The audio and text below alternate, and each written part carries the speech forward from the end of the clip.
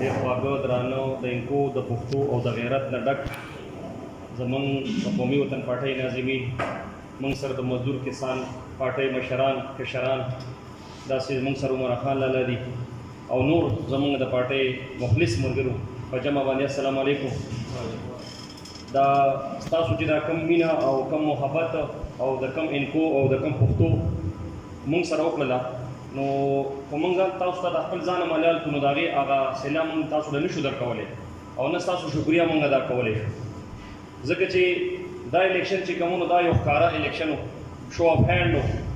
داسې نه و چې پټ ووټ و، ښکاره ووټینګ و. په ښکاره ووټینګ کې چې تاسو کم په اخلاص سره او کم په مینې سره او کم په پښتو او کم د انکو مظاهره موږ سره وکړه، نو انشاءالله زه ستاسو د خپلو خاورې ستاسو خادم، تاسو زما مشران انشاءالله چې څو پورې زندګي وي، نو ما خو تاسو ته وي که زه تاسو ته خپل ځانه ملال کړم، خو ستاسو دا حق زه نشم ادا کولی، خو انشاءالله تاسو سره دا وعده کوم چې څه خبره وي ستاسو، نو که زمونږ په وس کې وي او که نه وي، خو موږ به تاسو سره انشاءالله شانه به شانه ولاړو. ستاسو د یوې خبرې نه به انشاءالله موږ رسو کېږو نه. زه په خپلو مشرانو باندې فراډ محسوسوم چې موږ ورته ریکویسټ وکړو چې دا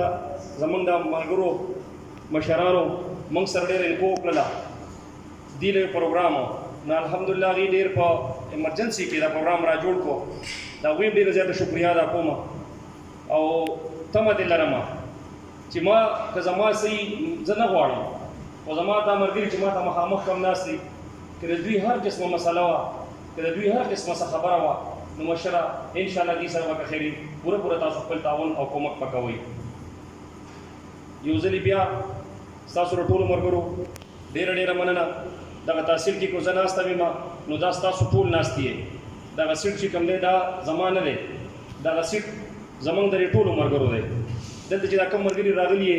باقاعده تاسو ویلی شئ چې هر یو کس دا دعوه کوئ چې دا پریزایډینګ افیسر یا د نایب ناظم دا ځای به زموږ سره نور ملګري به وي، وروستو به بیا زموږ د پارټۍ د ملګرو انشاءالله هغې سره به وي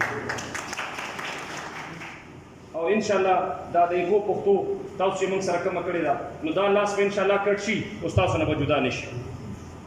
ستاسو د مشر په منځ کې خیال کېدل نه غواړم او بیا زه ستاسو شکریه ادا کوم او تاسو له یقیني هاني در کوم چې انشاءالله تعالی په شریکه به د خپل علاقې خدمت به کوو، ولې چې تاسو باندې خلکو اعتماد کړی دی، تاسو خپل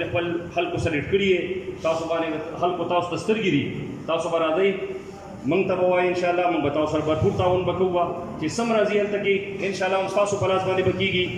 څه چې وي تاسو به انشاءالله هلته کې خپل عوامو له وروړئ. بیا هم درته وایم انشاءالله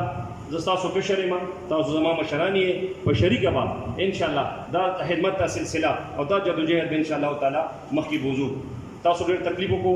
دلته راغلی، د هغې ډېره زیاته مننه، شکریه، تشکر، والسلام.